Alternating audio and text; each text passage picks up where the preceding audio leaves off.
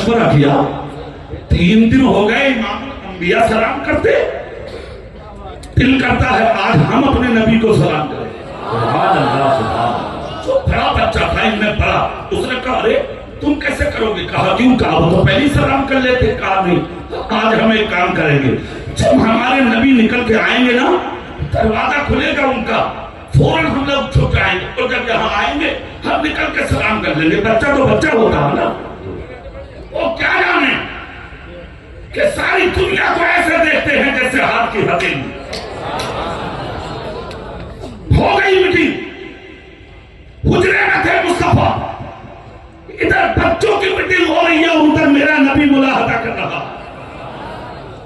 نکلے کاشانے سے، ایک بچے نے کہا دیکھو دروازہ کھل گیا، کاشانے نبوت کھل گیا، مصطفیٰ جان رحمت، شب بزم ہدایت، نوش ہے بزم جنت، ساقی حوض کوثر کا دروازہ کھل چکا ہے، دیکھو آ رہے ہیں مصطفیٰ۔ خدا کی قسم سارے بچے جہاں روز کھیلتے تھے جگہ کھولی، جگہ چھوڑ کر چاروں طرف لگے، چھپ گئے۔ جب میرے نبی تشریف لاتے ہیں مسکراتے آ رہے ہیں مصطفیٰ، آہستہ آہستہ آ رہے ہیں مصطفیٰ، خرابہ خرابہ آ رہے ہیں مصطفیٰ۔ پیغمبر آدم نے دیکھا آج یہاں کوئی بچہ نہیں، مگر جو دل میں تھی وہ تھی۔ میرے سرکار نے جہاں روز بچے ملتے تھے آج کوئی بچہ نہیں، اس کے باوجود اپنا قدم پاک نبی نے بالکل یہی آ کر روک لیا جہاں بچے ملتے تھے۔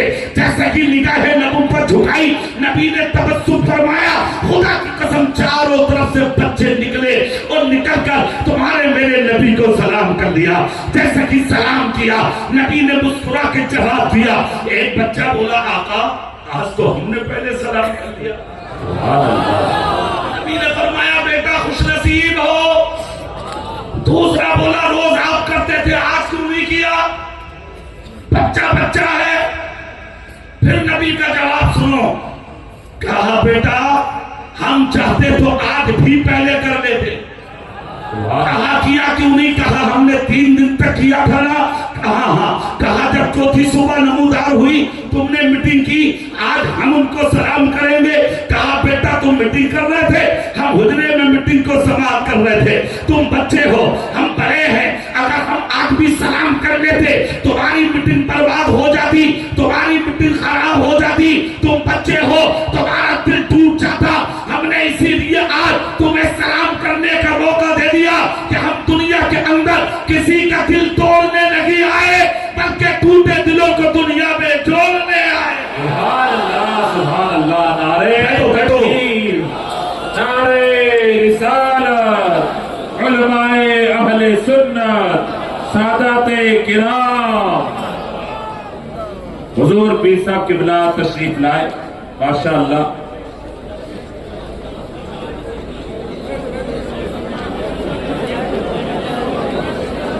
سبھی حضرات خاموشی کے ساتھ خطاب کو سماعت فرمائیں۔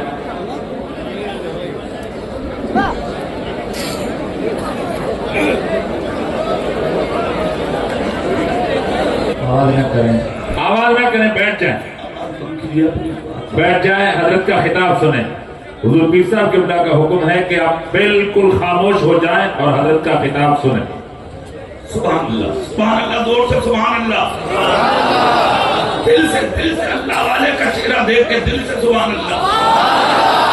دیکھیں ہم محفل میں 4 چاند لگ گئے، ان کا ذکر میں نے شروع میں ہی تقریر میں کیا۔ وہ ہستی کہ جس کے قدموں کی برکتیں آج اس چمن میں ہم محسوس کر رہے ہیں، تشریف لے آئے اور چلتے چلتے زیادہ کچھ نہیں، صرف ایک بات کہہ کے آگے بڑھوں۔ ہم جیسے لوگ جلسوں میں آتے تو جلسے ہوتے، ہم جہاں جا رہے ہیں تقریر کر رہے ہیں، جلسے ہو رہے ہیں، مگر جس ہستی کا چہرہ آپ دیکھ رہے ہیں ہمارے جانے سے جلسے ہوتے ہیں، اور ان سادات کرام، ان ہستیوں کے قدموں کی برکت سے جلسے قبول ہوتے ہیں۔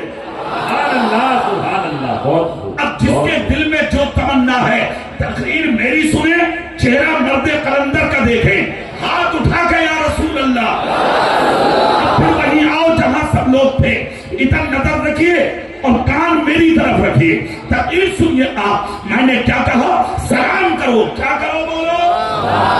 بچوں کو سلام کیا مصطفیٰ نے. اس کا مطلب کیا ہوتا ہے؟ ہمارے نبی نے کیا سبق دیا؟ دنیا میں کسی کا دل مت توڑو, دنیا میں کسی کا دل مت دکھاؤ.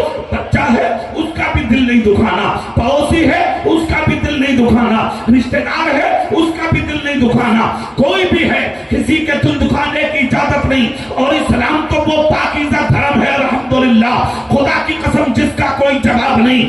ارے انسان تو انسان, یہ تو بہت بڑی بات ہو گئی. اس دھرم میں, اس اسلام میں, اس مذہب کی چہار دیواری میں کسی جانور کو بھی تکلیف دینے کی اجازت نہیں ہے.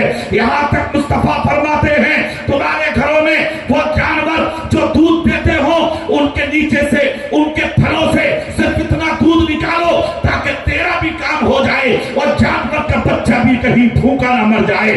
یہ ہے مذہب اسلام. آج تمہارے اندر ہم دیکھ رہے ہیں حالات. تم اپنے بھائیوں کو نہیں چھوڑ رہے ہو, پڑوسیوں کو نہیں چھوڑ رہے ہو, رشتہ داروں کو نہیں دیکھ رہے ہو.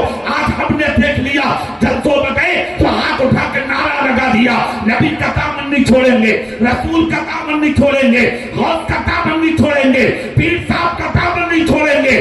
ہم نے دیکھا ہے اپنی نظروں سے. تیرے گھروں میں جھانک کر خالی نعرہ لگانے کا نام اسلام نہیں ہے. سچے دھرم کا نام ہے اسلام, اچھے دھرم کا نام ہے اسلام, پاکیزہ مذہب کا نام ہے اسلام. صرف ہوا کا نام اسلام نہیں ہے. سچا کرو نعرہ سچا. جاؤ اسٹیشنوں پر کتنی مائیں بھیک مانگ رہی ہیں, کبھی نظر اٹھا کے دیکھا؟ جاؤ روڈ فیس پر کتنے باپ بھیک مانگ رہے ہیں, کبھی نظر اٹھا کے دیکھا؟ تمہارے نبی نے تمہیں اخلاق کی دعوت دی تھی. شادی کو ابھی 6 مہینہ, 1 سال یا 3 مہینہ ہوتا ہے, باپ کو گھر سے بے گھر کر دیتے ہو, ماں کو گھر سے بے گھر کر دیتے ہو. شرم نہیں آتی تمہیں, غیرت نہیں آتی تمہیں, اور دعویٰ کرتے ہو ہم نبی کا دامن نہیں چھوڑیں گے. ایک جملہ بہت بھاری دے رہا ہوں, سینے کی تختی پہ کندہ کر لو. نعرے ایک نہیں 1000 لگا لو. جس کے ہاتھ میں اس کی ماں اور باپ کا دامن نہیں ہے, اس کے ہاتھ میں کسی کا دامن ہو ہی نہیں سکتا. بہت بڑی غلط فہمی میں ہے آپ. اپنے باپ سے پیار کرو, اپنی ماں سے پیار کرو, اپنے بڑوں سے پیار کرو, اپنے بزرگوں سے پیار کرو. جو طریقہ تمہارے رسول نے آج سے 1500 سال پہلے تمہیں عطا فرمایا تھا, ان طریقوں پر عمل کر کے اپنی زندگی کو گزارو. تمہارے چلنے سے لگے نبی والا جا رہا ہے, تمہارے کھانے سے لگے نبی والا کھا رہا ہے, تمہارے پینے سے لگے نبی والا پی رہا ہے, تمہاری زندگی سے لگے مصطفیٰ کا غلام جا رہا ہے. آج ہمارے طریقے دیکھ کر کے دنیا ہمارا مذاق کر رہی ہے. کیوں؟ کس منزل پہ آگے تم کیا ثابت کرنا چاہتے ہو, کیا بننا چاہتے ہو؟ نہیں نہیں میرے بھائی, جو سچا مذہب ہے اسلام اس پر عمل کرو. جو تمہاری جھولی میں سیرت کے ٹکڑے آج سے 1500 سال پہلے تمہارے نبی نے ڈالے تھے, انہی ٹکڑوں کو اپنے کلیجے سے لگا کے میدان میں اترو, اور راتوں کے اندھیرے اور دن کے اجالوں میں سجدے کر کے پوری دنیا کو یہ بتا دو بھوکا رہ سکتے ہیں مگر بے نمازی ہو کر کبھی زندگی نہیں گزار سکتے. بہت خوب, بہت خوب, واہ واہ. جب تک ان چیزوں پر عمل پیرا تم نہیں ہوگے, جب تک تم کامیاب نہیں ہو سکتے. بہت بڑی غلط فہمی میں جا رہے ہیں آپ, بہت غلط راستے چنے ہوئے ہیں آپ. چھوڑیے اپنے راستوں کو, انہیں راستوں سے بچیے, صحیح راستے پر عمل پیرا ہونے کی کوشش کیجیے. ہم نے دیکھا ہے تمہارے ماحول میں چھاپ کر, تمہارے گھروں میں چھاپ کر, تمہارے معاشرے میں چھاپ کر, خدا کی قسم دنیا ہنس رہی ہے. آج ہماری حرکات کو دیکھ کر دنیا ہنس رہی ہے, تمہاری زندگی کو دیکھ کے. نا کیا ثابت کرنا چاہ رہے ہیں آپ, کیا بننا چاہ رہے ہیں آپ؟ خدا کی قسم نہیں. تمہارے نبی نے جو سیرت تمہیں دی ہے اس سیرت پر عمل کر کے اپنی زندگی کو گزار لو. تم یہ چاہتے ہو میاں کیا ملے گا ہمیں؟ لوگ حکومتیں کر کے چلے گئے, بادشاہت کر کے چلے گئے, مگر مصطفیٰ کی اداؤں کو نہیں چھوڑا انہوں نے. ہم نے دیکھ لیا تمہیں چھاپ کے, کتنی صبح سے شام تک سنتوں کا قتل کرتے ہو تم, کتنی سنتوں کو چھوڑ دیتے ہو تم, ذرا برابر تمہیں احساس نہیں ہوتا. نہیں ہوتا بھائی؟ کیا وجہ ہے اس کی؟ اس کا مطلب تم نے حل کا سمجھا ہے سنت کو. میرے رسول کے ایک صحابی ہیں, میں نام لوں گا تو سبحان اللہ کی صدا نکلے گی, ضرور نکلے گی. نام ہے حضرت حذیفہ ابن یمان. ساری زندگی غریبی میں گزری مدینے میں, ساری زندگی. کتنی مرتبہ نبی کے پاس آئے تو میرے نبی نے سینکڑوں بار کہا حذیفہ کوئی ضرورت؟ مسکرا کے کہتے تھے آقا کچھ نہیں, آپ کے کرم کی ضرورت ہے, کچھ نہیں. نبی کا وصال ہوا, ابو بکر کا زمانہ آیا, تب بھی خوش. حضرت عمر کا زمانہ بھی مل گیا ہے. جب حضرت عمر کا زمانہ ملا تو ایک دن حضرت عمر کا خطاب ہو رہا تھا, بیچ مجمع میں بیٹھے تھے سر جھکائے ہوئے. حضرت عمر نے انگلی کا اشارہ کر کے کہا حذیفہ میرے قریب آ جاؤ.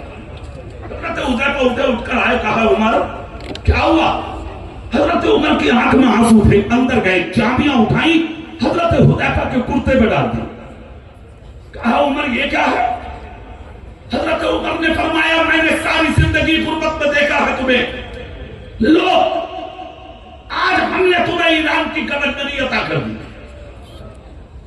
کوئی معمولی بات نہیں تھی, بہت بڑی بات تھی. اتنا جب کہا کہ ایران کی گورنری تو حضرت حذیفہ ابن یمان کی آنکھ سے آنسو نکل پڑے. چابیاں اٹھائی, چابیاں اٹھا کے کہا عمر ایران کی گورنری دے تو دی, گورنری کرنے کے لیے گورنر کو ایران میں رہنا پڑے گا. کہا بالکل. مدینہ چھوڑنا پڑے گا. کہا بالکل. مدینے کی گلیاں خیرات کہنا پڑے گی. کہا بالکل. مصطفیٰ کا مزار چھوڑنا ہوگا, ہمیں نکل کے جانا ہوگا مدینے سے. کہا بالکل. چابیاں اٹھا کے عمر کے ہاتھ میں دے دی. کہا مطلب